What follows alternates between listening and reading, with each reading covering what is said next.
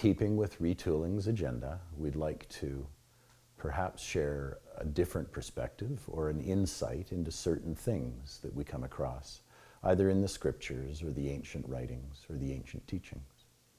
And today I want to address the last temptation of Christ. Now, Christ went into the desert to fast for 40 days and 40 nights by choice, as he was directed. And what transpired later on in his journey was that the devil showed up. And he had a dialogue with the devil. And the devil did what he could to tempt him. And the first temptation, depending on which interpretation, sometimes they get a little reordered. But the first temptation was the devil said, so you're hungry, and you have the power to turn stones into bread. Why don't you turn stones into bread? To which Joshua said, man does not live by bread alone. Now that's pretty big. That's pretty big, because one of the things that we now find out in conventional society is fasting is very good for you. And it changes your capacity to interpret, and it changes your capacity to integrate higher understandings of yourself. So he's in the desert for 40 days and 40 nights, but Joshua says, but I chose to do this.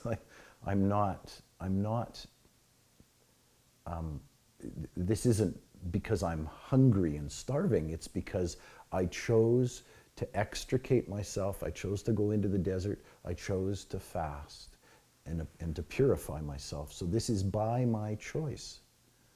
So turning stones into bread is contrary to my activity right now. So why would I even think it? Man does not live by bread alone.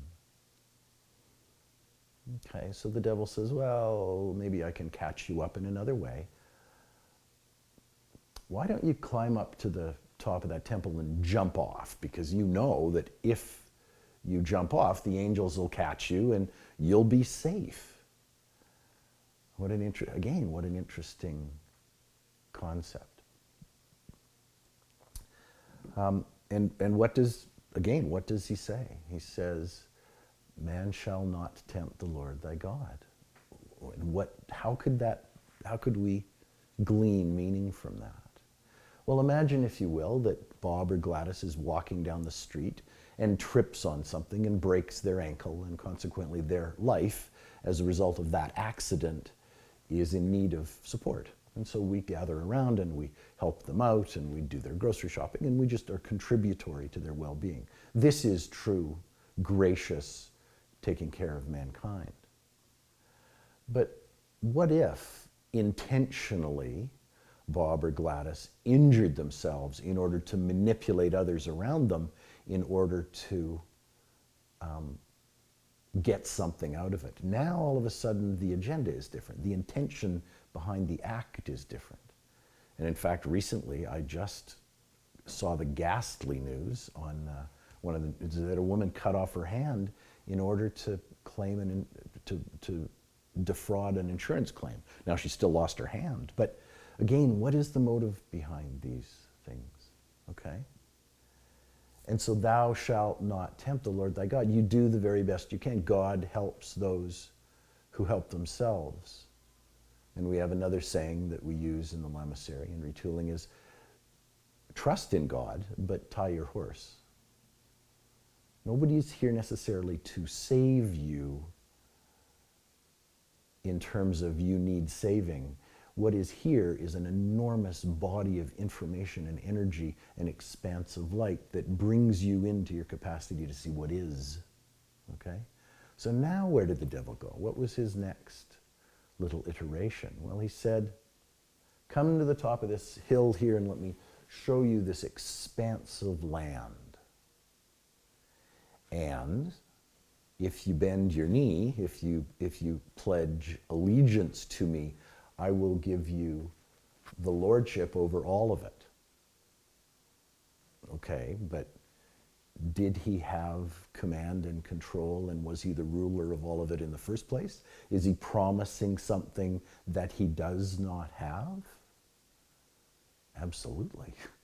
How can you give me authority over all this land when it isn't even yours? You don't have the authority or the will. And what authority is that taking when I have to pledge my allegiance to you, where you are misaligned and disconnected? Just a second.